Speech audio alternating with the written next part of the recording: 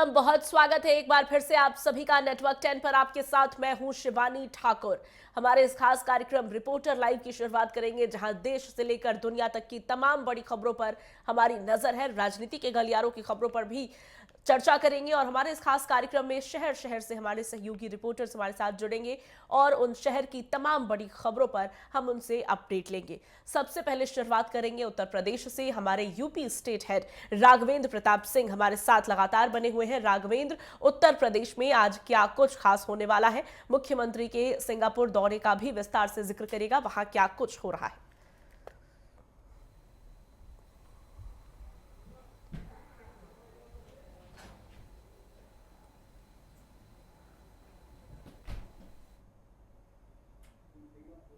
और 2 दिन जापान के दौरे पर निकले हुए हैं। वहीं उप मुख्यमंत्री केशव प्रसाद मौर्य जर्मनी के दौरे पर निकले हुए हैं। तो कहा जा सकता है कि जिस तरह की शुरुआत 2017 के बाद से प्रदेश में निवेश का माहौल बने, उस कड़ी में जिस तरह से ground breaking ceremony global investor summit का आयोजन किया गया, निवेशकों को लुभाने का प्रयास किया गया, उसी कड़ी में मुख्यमंत्री योगी आदित्यनाथ सिंगापुर गए हैं, जहां टेमासेक के सीईओ से मुलाकात, उनकी पूरी टीम से मुलाकात और उत्तर प्रदेश में निवेश का एक नया द्वार खुले और विदेशी कंपनियां आए, यहाँ पे निवेश करें, रोजगार की असीम संभावनाओं के द्वार करें खुले। उस कड़ी में सीएम योगी आदित्यनाथ का ये दौरा बेहद अहम हो जाता है। मुख्यमंत्री योगी आदित्यनाथ सिंगापुर ज्यों ही पहुंचे, जिस तरह से वहां पे उनका स्वागत किया गया, भव्य स्वागत के बाद जिस तरह से टेमासेक के सीईओ और उनकी टीम से मुलाकात की और निवेश के लिए उपाय बताए कि उत्तर प्रदेश में क्यों बेस्ट डेस्टिनेशन है इस समय, कैसे सुरक्षा का माहौल वहाँ बना हुआ है, किस तरह से निवेश के मार्ग को सुगम कर दिया गया है, उसको आप लोग आइए देखिए। तो कहा जा सकता है कि उत्तर प्रदेश में अब निवेश हो, रोजगार हो, इस कड़ी में मुख्यमंत्री योगी आदित्यनाथ सिंगापुर में देखना होगा। हालांकि समय बताएगा कि सिंगापुर और जापान जर्मनी के दौरे का कितना लाभ होता मिलता है, लेकिन इतना जरूर है कि जिस तरह की शुरुआत 2017 से सीएम योगी आदित्यनाथ द्वारा की गई है, जिस तरह से निवेश का माहौल प्रदेश में बनाया गया, उसको देखकर लगता है कि सिंगापुर, जापान और जर्मनी, इन तीनों जगहों का दौरा बेहद अहम और महत्वपूर्ण होगा और निवेश की नई संभावनाओं के द्वार जरूर खुलेंगे। इसके अलावा हम उत्तर प्रदेश की बात कर लें तो पीएम मोदी का कांग्रेस पे जिस तरह से बयान आया था कि कांग्रेस पहले से ही नंगी है, उसे कपड़े उतारने की क्या जरूरत थी, वो मामला गर्माता जा रहा है। उत्तर प्रदेश की जो कांग्रेस टीम है वो इसका विरोध प्रदर्शन करती हुई देखी जा रही है। वहीं पूर्व मुख्यमंत्री सपा मुखिया अखिलेश यादव का बयान, जिस तरह से उन्होंने कल प्रेस कॉन्फ्रेंस में दोनों डिप्टी सीएम केशव प्रसाद मौर्य और ब्रजेश पाठक को ऑफर किया कि 100 विधायक लाइए और मुख्यमंत्री बनिए, ये चर्चा का विषय बना हुआ है और भारतीय जनता पार्टी लगातार इस पे समाजवादी पार्टी पे हमलावर है। जी शिवानी। मंत्री के विदेश दौरे को लेकर भी प्रदेश में राजनीति देखने को मिली थी। क्या अभी भी बयानबाजियों का दौर जारी है? बिल्कुल शिवानी, हम उत्तर प्रदेश की बात करें तो जो समाजवादी पार्टी मुखिया अखिलेश यादव है, जिस तरह से योगी आदित्यनाथ से तंज करते थे कि अब तो जाने का समय माननारे, लेकिन भारतीय जनता पार्टी ने तुरंत पलटवार उनके ऊपर किया था और कहा था कि अखिलेश को निवेश की बातें समझ में नहीं आएंगी। इनके समय में उत्तर प्रदेश में कट्टा बनता था, लेकिन आज उत्तर प्रदेश में ब्रह्मोस बनता है। मेक इन इंडिया की धूम रहती है, यहाँ ग्रीन कॉरिडोर बनता है। तो अपने विकास कार्यों का खाका भारतीय जनता पार्टी की सरकार द्वारा पेश किया गया था और अखिलेश यादव बार बार अपना जिस तरह से बयान दे रहे हैं, कभी SIR को लेकर, कभी मुख्यमंत्री योगी आदित्यनाथ के विदेश दौरे को लेकर और कभी डिप्टी सीएम को लुभाने को लेकर, ये तो चर्चा का विषय बने हुए हैं। लेकिन इतना जरूर है कि पिछले 9 सालों में जिस तरह से योगी आदित्यनाथ ने प्रदेश में निवेश का माहौल जिस तरह से बनाया, व्यापारियों के लिए जिस तरह से आसान किया व्यापार करना, जितनी कठिन समस्याओं का सामना करना पड़ता था, GST स्लैब की बात कर लें, यहाँ अन्य जो समस्याएं होती थी, NOC लेने की जो समस्या होती, उन मार्गों का जो दुरावलोकन था उसको जिस तरह से दूर किया। इसके साथ ही यहाँ पे आम जनमानस को अपराधियों माफियाओं का सफाया कर जिस तरह से सुरक्षा का माहौल दिया, उसी की देन है कि आज उत्तर प्रदेश में लाखों करोड़ों के निवेश पहले से भी हो चुके हैं। इंफ्रास्ट्रक्चर उस निवेश के माध्यम माध्यम से तमाम बन चुका है। और अब जब से मुख्यमंत्री योगी आदित्यनाथ सिंगापुर और जापान है तो बेशक कहा जा सकता है कि विपक्ष चाहे जितना भी हमलावर हो, उस पर जितना भी तंज कसे, लेकिन उत्तर प्रदेश की जनता देख रही है कि 2017 के बाद से उत्तर प्रदेश का परसेप्शन कैसे बदला है, उत्तर प्रदेश में निवेश की संभावनाएं कैसे बनी है, उत्तर प्रदेश के लोग सुरक्षित कैसे हैं, बेहतरीन इंफ्रास्ट्रक्चर का जाल कैसे बिछाया गया है, ये आम जनता देख रही है। और उसी कड़ी में पूरा उत्तर प्रदेश पलक फावड़े निहार रहा है कि अब सिंगापुर और जापान, जर्मनी की जो यात्रा है उससे उत्तर प्रदेश को कितना लाभ होने वाला है। बिल्कुल राघवेंद्र, कितना लाभ होगा, कितना निवेश आएगा, ये तो भविष्य के गर्भ में है ये तमाम जानकारियां। लेकिन सरकार की तरफ से कोशिश लगातार सतत प्रयास किए जा रहे हैं और इसी कड़ी में मुख्यमंत्री का ये दौरा है, काफी अहम दौरा है, क्योंकि इससे पहले हमने देखा छत्तीसगढ़ को इस तरीके का बहुत लाभ हुआ। मध्य प्रदेश सरकार की ऐसी कोशिशें तमाम बहुत रंग लाई। ऐसे में उत्तर प्रदेश जो कि पहले से ही निवेश और रोजगार के क्षेत्र में निरंतर आगे बढ़ रहा है, ऐसी कोशिश सराहनीय है। और विपक्ष लिहाजा अब आगामी विधानसभा चुनाव भी है, तो ऐसे में हर एक मुद्दे पर राजनीति भी जरूरी है, अनिवार्य है, तो वही देखने को मिल रहा है। राघवेंद्र, इन सबके बीच आप जिक्र कर रहे थे उस प्रेस कॉन्फ्रेंस का जो कल देर शाम अखिलेश यादव ने की, क्या वो प्रधानमंत्री की कांग्रेस पर की गई टिप्पणी को लेकर था? और प्रदेश में कांग्रेस की तरफ से अब किस तरीके से इस टिप्पणी पर नाराजगी व्यक्त की जा रही है? बिल्कुल, चूंकि उत्तर प्रदेश में 2027 में विधानसभा का चुनाव होना है, उससे में कांग्रेस, सपा की हम बात कर लें, बसपा की बात कर लें, तो सभी एक दूसरे पे डोर डालने का प्रयास जरूर कर रहे हैं कि गठबंधन की राजनीति हो जाए, क्योंकि ये राजनीतिक दल जानते हैं जिस तरह से उनकी राजनीतिक जमीन खिसक गई है, यहाँ पे बिना गठबंधन के भारतीय जनता पार्टी की जो जम्बो व्यवस्था है चुनाव लड़ने की, उनकी जो संगठनात्मक मजबूती हो, उसको चुनौती देना अकेले संभव नहीं होगा। उस कड़ी में बार बार अखिलेश यादव कांग्रेस का पक्ष तो लेते हैं, लेकिन कई बार ऐसा भी देखा गया है कि कई मुद्दे ऐसे आए हैं जहां पे कांग्रेस ने पल्ला झाड़ लिया है कांग्रेस से भी। लेकिन इतना जरूर है कि कांग्रेस इसको लेकर जरूर हमलावर है। वहीं समाजवादी पार्टी चूंकि मुख्य विपक्षी पार्टी है और दूसरी सबसे बड़ी पार्टी है यहाँ पे, तो वो लगातार ये प्रयास करती है कि हम बड़े भाई बन कर रहे हैं और हमारे साथ जो गठबंधन करे हो, चाहे कांग्रेस हो या बसपा हो, उसको बहुत कम डिजिट में सीटें दी जाएं और हम सरकार बनाने की हैसियत में रहें। तो एक तरह से कहा जा सकता है कि पक्ष तो लेना चाहते हैं लेकिन खुल कर नहीं। बिल्कुल बिल्कुल, ये बिल्कुल राघवेंद्र उसी तरीके की स्थिति हम सामने खड़ी होती हुई दिखाई दे रहे हैं जैसे हमने अभी कुछ ही समय पहले बिहार विधानसभा चुनाव के वक्त देखा। ऐसा ही कुछ प्रकरण आरजेडी और कांग्रेस के बीच सामने आ रहा था, जहां आरजेडी अपना क्षेत्रीय वर्चस्व बनाए रखना चाहती थी। कांग्रेस ने कई दफा तेजस्वी यादव के बयान से किनारे किया, उनको सीएम फेस ना घोषित करने की बात पर भी कोई खास टिप्पणी नजर नहीं आई। और कुछ ऐसा ही यहाँ उत्तर प्रदेश में दोहराता हुआ दिख रहा है। वजह यह भी है कि कांग्रेस पहले से ही अपनी राजनीतिक जमीन की तलाश में है उत्तर प्रदेश में। ऐसे में अखिलेश यादव भी समझते हैं कि ये वो सिक्का नहीं है जो कि विधानसभा के चुनाव में ज्यादा चमकेगा, जिसके साथ गठबंधन का बहुत लाभ होगा। यही वजह रही कि बसपा को भी अपनी तरफ करने की कोशिश हमने देखी। और अगर वो बसपा को अपनी तरफ करने की कोशिश अगर नहीं कह सकते तो इतना जरूर कहा जा सकता है कि कहीं ना कहीं उनके वोट बैंक में सेंधमारी की कोशिश जरूर थी, ये कहते हुए कि दोनों एक ही हैं, विचार एक ही है दोनों ही पार्टियों के। इस सब के बीच राघवेंद्र, अब राजनीति की बात हो गई, क्या क्राइम और अन्य तरह की खबरें भी उत्तर प्रदेश से कुछ सामने आई है?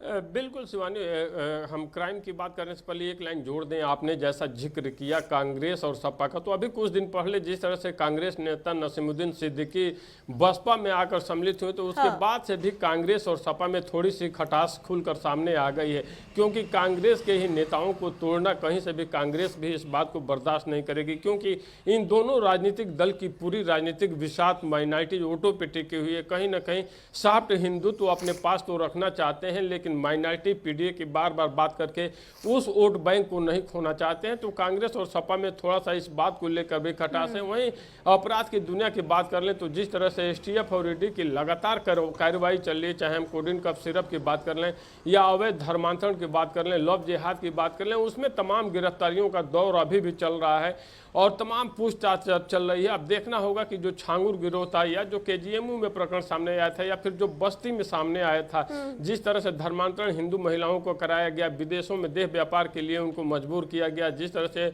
उनके वीडियो बना करके ब्लैकमेल उनको किए गए। ईडी और एसटीएफ की जब जांच पूरी होती है तो उसमें क्या निकल कर आता है, आखिर वो कौन कौन सी गल्फ कंट्रीज हैं जो इसके लिए फंडिंग करती थी।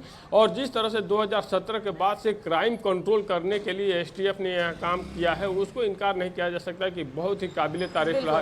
250 से ज़्यादा दुर्दांत अपराधियों का सफाया किया गया जो संगठित अपराध में लिप्त रहते थे। हम चाहे बुलंदशहर की बात कर लें, गाजिया की बात कर लें, बिजनौर की बात कर लें, मुरादाबाद की कर लें, या फिर प्रयागराज, वाराणसी, चंदौली, देवरिया, मऊ, ये वो जगह थे जहाँ पे बड़े बड़े सफ़ेदपोश भी अपराध की दुनिया में संलिप्त होते थे। तो संगठित गिरोह को तोड़ने का काम योगी आदित्यनाथ की सरकार द्वारा किया गया। उस कड़ी में लगातार धरपकड़, एनकाउंटर अभी भी उत्तर प्रदेश में जारी है। जी शिवानी। बिल्कुल, लगातार इस दिशा में एसटीएफ की टीम भी कार्रवाई कर रही है और पूरे मॉड्यूल का खुलासा करने की तरफ लगातार काम किया जा रहा है और एक के बाद एक तमाम सफलताएं भी तमाम इस दिशा में मिलती हुई नजर आ रही है। दूसरी तरफ प्रदेश में राजनीति चरम पर है, जैसा कि हमारे सहयोगी राघवेंद्र ने जिक्र किया। कांग्रेस और समाजवादी पार्टी के बीच भी ऑल इज नॉट वेल। इस सब के बीच बीजेपी की रणनीति में सेंध लगाना, जो कि विकास की राजनीति अब तक नजर आ रही है, सपा के लिए एक बहुत बड़ी चुनौती होगी। फिलहाल बयानबाजी का दौर जारी है और हर एक मुद्दे को भुनाने की कोशिश है। कोई भी एक बॉल जो अपने खेमे में आए, कोर्ट में आए, उसको समाजवादी पार्टी या कांग्रेस जाने नहीं दे रही। लेकिन इसका रिजल्ट क्या होगा, नतीजे कितने उनके पक्ष में आएंगे, ये देखने वाली बात होगी। फिलहाल आगे बढ़ेंगे रिपोर्टर लाइव में। अब आपको श्रीनगर लेकर चलते हैं, जहां से हमारे सहयोगी अजहर हुसैन हमारे साथ जुड़े हैं। अजहर, जम्मू कश्मीर की आज तमाम बड़ी खबरें क्या है, वहां क्या हलचल है? जम्मू कश्मीर के अहम खबरों की ओर बात करें, सबसे पहले हम इंटरनेशनल बॉर्डर कठुआ की बात करें, जम्मू क्षेत्र के कठुआ की बात करें तो बीती रात जो है पाकिस्तान की ओर से जो है एक बार फिर जो है ड्रोन मूवमेंट देखी गई और उसके बाद में लगातार इस इंटरनेशनल बॉर्डर यानी कठुआ के इस खान लाला एरिया में जो है सर्च अभियान शुरू कर दिया गया। हालांकि इसके बाद में कोई भी ड्रोन ड्रॉपिंग का जो मसला है वो सामने नहीं आया, लेकिन फिलहाल इस इलाके को पूरी तरीके से जो है सर्च अभियान में तब्दील कर दिया गया है और रात देर गए तक यहाँ पे सर्च ऑपरेशन चल रहा था और सुबह से ही फिर एक बार फिर इस इलाके में जो है सर्च अभियान जो है फिर से शुरू कर दिया गया है, क्योंकि इस इलाके से ही हमने देखा कि काफी सारे इलाकों से ही ड्रोन ड्रॉपिंग के जरिए जो है हेरोइन भी बीते दिनों भेजा गया और जिसके बाद में सिक्योरिटी फोर्सेज ने उसको फिर वहां से जब्त कर लिया गया। फिलहाल इस घटना को लेके भी या ड्रोन ड्रॉपिंग या ड्रोन मूवमेंट को लेके भी सिक्योरिटी फोर्सेज इस इलाके में काफी सक्रिय दिखाई दे रहे हैं। दूसरी अहम खबर की अगर हम बात करें, लगातार छात्रों का इलाके में पिछले 2 महीने से चल रहे सर्च अभियान के दौरान जो है 3 जो आतंकी है उनको यहाँ पे मार गिराया गया है और जिनमें जो है टॉप लश्कर कमांडर जिसका नाम सैफुल्लाह बताया जाता है, जो कि काफी वांटेड मिलिटेंट बताया जाता है, उसका भी यहाँ पे जो है मार गिराने का सिक्योरिटी फोर्स ने यहाँ पे दावा किया है और इनके तहवील में काफी एम्युनिशन भी रिकवर किया गया है। एम कार्बाइन के साथ साथ AK-47 और काफी मात्रा में जो एम्युनिशन है वो रिकवर किया गया है, क्योंकि इस इलाके में पिछले 2 महीने से हम देख रहे थे सुर्खियों में था और इस इलाके में 2 महीने से लगातार सर्च अभियान और ऑपरेशन भी चल रहा था। हालांकि बीच बीच में हम देख रहे थे कि इनकाउंटर के जो फायरिंग की आवाज है वो भी सामने आए और ये भी खबर आई थी कि ये जो सैफुल्लाह है ये भी जख्मी हुआ था और उसके बाद में ये फिर से छुप गया था और काफी महीनों से ये इस इलाके में एक्टिव था और इनके साथ साथ जो 2 और साथी है, अन्य 2 साथी है, उनको भी यहाँ पे मार गिराया गया और इस अभियान के दौरान सिक्योरिटी फोर्सेस ने एक बड़ा लक्ष्य जो है वो पाया है और बड़ी कामयाबी जो है सिक्योरिटी फोर्सेस के ऊपर मानी जाती है, क्योंकि इस इलाके में पिछले 2 महीने से लगातार जो सर्च अभियान था वो लगातार जारी है। लेकिन इसके बाद में एक जो सिक्योरिटी फोर्सेस का एक स्नैपर डॉग जो है वो इसमें जो है जख्मी हो गया है और उसके बाद में उसको एयरलिफ्ट करके हॉस्पिटल पहुंचाया गया है। फिलहाल इस कामयाबी के बाद में इस इलाके को लगातार जो ऑपरेशन है जो हम देख रहे हैं कि पिछले 2 महीने से बिल आखिर आज इसमें भी बड़ी कामयाबी मिली सिक्योरिटी फोर्सेस के द्वारा। ये एक अहम खबर जो है जम्मू कश्मीर से मानी जाती है। अगर हम तीसरी खबर, अहम खबर की अगर हम बात करें, लगातार इस समय जो है फरवरी का मौसम चल रहा है और इस फरवरी के मौसम में जो है इस तरीके की खिली हुई धूप जो है कहीं ना कहीं एक किसान के लिए एक विषय बन रहा है, क्योंकि किसान जो है इस धूप को लेके काफी परेशान नजर आ रहे हैं, क्योंकि इस समय जो है पर्टिकुलरली अगर हम घाटी की बात करें यहाँ पे जो है बर्फबारी जो है वो दिख रही थी, लेकिन अब की बात जो है बीते दिनों जिसे हम सिले कलान कहते हैं काफी कम संख्या में जो है बर्फ हुई है और ये जो है काफी चिंता का विषय भी बन चुका है, क्योंकि आने वाले दिनों में इसको लेके जो है फसलों में पर्टिकुलरली जो सेब है या बाकी जितने भी फसलें हैं उनको काफी नुकसान पहुंच सकता है। लेकिन फिलहाल विशेषज्ञों का भी मानना है कि आने वाले दिनों में अगर इस तरीके का मौसम रहा तो जो ग्लेशियर्स है उनको जो है खतरा हो सकता है, और उसके पेश नजर भी आने वाले दिनों में जो है काफी जो स्थिति है वो खराब हो सकती है। लेकिन फिलहाल जो है इस हवाले से डिपार्टमेंट भी काफी सक्रिय नजर आ रहा है, और किसानों को जो फिलहाल जो है इस मामले में जो है एडवाइजरी भी जारी किए हुए हैं। फिलहाल इस इलाके में जो अगर हम फरवरी की बात करें तो यहाँ पे आज के डेट में अगर हम बीते सालों की बात करें तो -3 से 4 डिग्री जो है वो टेम्परेचर रहता है। लेकिन अब की बात जो देखा हमने कि दिन में भी जो है तापमान जो है तकरीबन 10 डिग्री सेल्सियस तक पहुंच गया है, जिसको लेके भी एक बड़ा जो है यहाँ जी पे चिंता का विषय बन चुका है। जी बिल्कुल, शिवानी। तो मौसम के लिहाज से किसानों की परेशानी का सबब बना हुआ है ये मौसम, जहां तापमान में दर्ज की गई बढ़ोतरी किसानों के लिए अच्छी खबर नहीं है। सबके बीच जम्मू कश्मीर में सुरक्षा बलों का सर्च ऑपरेशन जारी है। पाकिस्तान की तरफ से देखे गए हवाई गतिविधि, जिसमें ड्रोन की गतिविधियां नजर आई, उसको लेकर भी सुरक्षा व्यवस्था चाक चौबंद किए जा रहे हैं और पूरी तरीके से आर्मी जो है वो सजग है। बिजनौर से हमारे सहयोगी दानिश मिश्रा हमारे साथ जुड़े हैं। दानिश, बिजनौर में क्या कुछ खास है? मैं आपको बताना चलूं, बिजनौर में कल जो है एक बड़ा सड़क हादसा हुआ है, जहां पर एक तेज रफ्तार कार ने जो है एक बाइक सवार और ई रिक्शा में टक्कर मार दी, जिसमें 3 लोगों की मौत हो गई है और 2 लोग जो है गंभीर रूप से घायल हो चुके हैं। वहीं मौके पर पहुंची पुलिस ने तीनों शवों को पोस्टमार्टम के लिए भेज दिया है, और अगर घायलों की बात करें तो घायलों की हालत चिंताजनक देखते हुए हायर सेंटर के लिए रेफर कर दिया है। जी जी शिवानी। बिल्कुल दानिश, इस दिशा में लगातार ये जो सड़क दुर्घटना की खबर सामने आई है, क्या प्रशासन की तरफ से कोई आर्थिक सहायता मृतक के परिजनों को दी गई? क्या कुछ किया जा रहा है? क्या गिरफ्तारी हुई है, या ये गलती किस तरफ से हुई, इस बारे में कोई जानकारी सामने आई है? जांच को इस दिशा में कैसे आगे बढ़ाया जा रहा है? देखिए शिवानी, बिल्कुल मैं आपको बताता चलूं, अगर प्रशासन की बात करें तो प्रशासन लगातार यातायात नियमों के प्रति जो लोगों को जागरूक करता हुआ दिखाई दे रहा है। लेकिन फिर भी अगर हम बात करें तो कहीं ना कहीं चालकों की कहीं ना कहीं लापरवाही बिल्कुल देखने को मिल रही है, जो रफ्तार से ज्यादा स्पीड में गाड़ी चलाकर जो है हादसों को दावत दे रहे हैं और खुद तो अपनी जान खतरे में डाल रहे हैं, वहीं दूसरों की जान को भी खतरा बनाने में महसूस कर रहे हैं। वहीं अगर हम बात प्रशासन की करें तो प्रशासन ने तीनों शवों को पोस्टमार्टम के लिए भेज दिया है, और वहीं कहीं ना कहीं जो गंभीर रूप से घायल 2 लोग हैं उनको हायर सेंटर मेरठ के लिए रेफर किया गया है। कहीं ना कहीं अगर देखा जाए तो पूर्णतः यातायात नियमों का जो है लोग पालन करते हुए नजर नहीं आ रहे हैं, जबकि प्रशासन जो है लगातार यातायात नियमों के प्रति लोगों को जागरूक करता कुछ लोगों को भुगतना हुआ। पड़ रहा है जान की कीमत पर। इस तरीके से नियमों की अनदेखी कर रहे हैं लोग, कहीं ना कहीं चिंता का विषय है। इस दिशा में हालांकि जांच को सक्रियता से आगे बढ़ाने की जरूरत है। दोषियों पर जब तक कार्रवाई नहीं होगी, मामूली नियमों को भी, जिनके इम्पैक्ट बहुत बड़े होते हैं, उनको सीरियसली नहीं लिया जाएगा। एक बार फिर से अजहर के पास चलेंगे। अजहर, पाकिस्तान की तरफ से एक बेहद कायराना हरकत देखी गई। अफगानिस्तान पर हमला हुआ, जिसमें महिला, बच्चे समेत कई स्थानीय लोगों की मौत हो गई। इस सब के बीच भारतीय विदेश मंत्रालय ने इस घटना की कड़ी निंदा करते हुए अफगानिस्तान के साथ होने की बात कही है। ऐसे में क्या पाकिस्तान के बॉर्डर से सटे जो इलाके हैं वहां पर अलर्ट जारी किया गया है? किस तरीके से वहां पर सुरक्षा बल मौजूद है? क्या कुछ किया जा रहा है, खास करके तब जब ड्रोन गतिविधि देखने को मिली? इस सबके बीच ड्रग पेडलर मामले को लेकर कोई जानकारी जिसका खुलासा किया गया पुलिस के द्वारा जम्मू कश्मीर में? देखिए शिवानी, जिस तरीके से हमने देखा कि बीते दिनों जिस तरीके से पुलिस और सेना ने एक जो है जंग छेड़ रखी है ड्रग्स के खिलाफ, और इस हवाले से भी जो है पाकिस्तान की एक कमर जो है यहाँ पे टूटती हुई नजर आ रही है।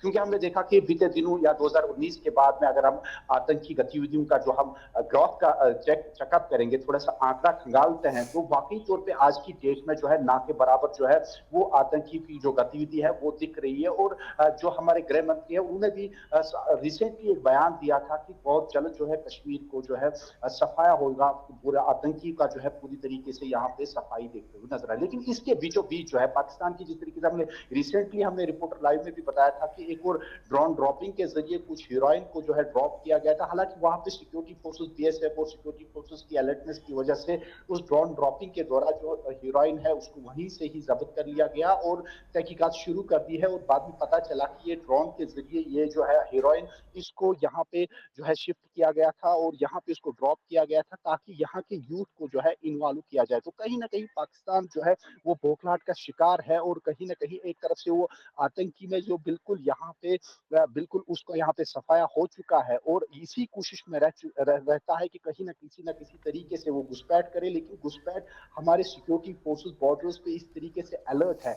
घुसपैठ तो दूर की बात, हम रिसेंटली बात करें, कल की बीती रात की बात करते हैं, जिस तरीके से ड्रोन मूवमेंट देखी गई, हालांकि ड्रोन हल्की सी मूवमेंट देखी गई और उसके बाद में इस कुटवा इलाके को पूरी तरीके से सर्च अभियान में शुरू कर दिया गया। तो इस तरीके से पता चल गया होगा पाकिस्तान से कि सिक्योरिटी फोर्सेस बॉर्डर्स पे या इंटीरियर एरियाज में किस तरीके से जो है अलर्ट मोड पे दिखाई दे रही है। अगर स्थानीय लोगों की बात करें तो स्थानीय लोगों ने भी अब जो है जो भारतीय सेना है उनके शाना बशाना हर एक जगह पे उनका सपोर्ट में खड़े हैं, चाहे वो सद्भावना के तहत कोई भी प्रोग्राम आयोजित करते हैं या कहीं पे भी कोई भी इंसिडेंट होता है तो उसके मामले में हमने देखा कि सिक्योरिटी फोर्सेस के साथ साथ जो स्थानीय लोग हैं वो भी जो है सेना का भरपूर यहाँ पे ताउन देते हैं और जिसकी वजह से जो है आज यहाँ पे जो स्थिति है वो बदलता हुआ और नया कश्मीर जो है वो साफ तौर पे दिख रहा है। हालांकि पाकिस्तान की ओर से जिस तरीके से हमले किए गए अफगानिस्तान के ऊपर और वहां पे निहत्थे के बच्चों के ऊपर हमला कर दिया, यही इनकी जो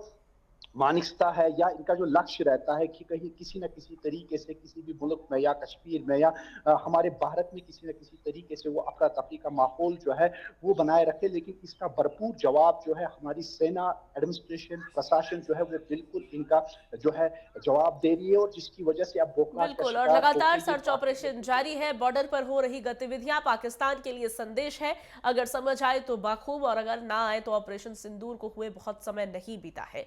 एक बार फिर से हमारे UP state head Raghavendra Pratap Singh के पास चलेंगे। राघवेंद्र, प्रधानमंत्री का वाराणसी दौरा प्रस्तावित है, 8 मार्च की तारीख है जब पीएम अपने संसदीय क्षेत्र पहुंचेंगे। क्या कुछ खास होने वाला है इस दौरान? काशी में पहले से ही सौंदर्यीकरण, सुंदरीकरण का काम किया जा रहा है, हालांकि इस दिशा में राजनीति भी बहुत हो रही है। ऐसे में पीएम के दौरे को लेकर क्या कुछ चर्चाएं हो रही है, क्या तैयारियां की जा रही है?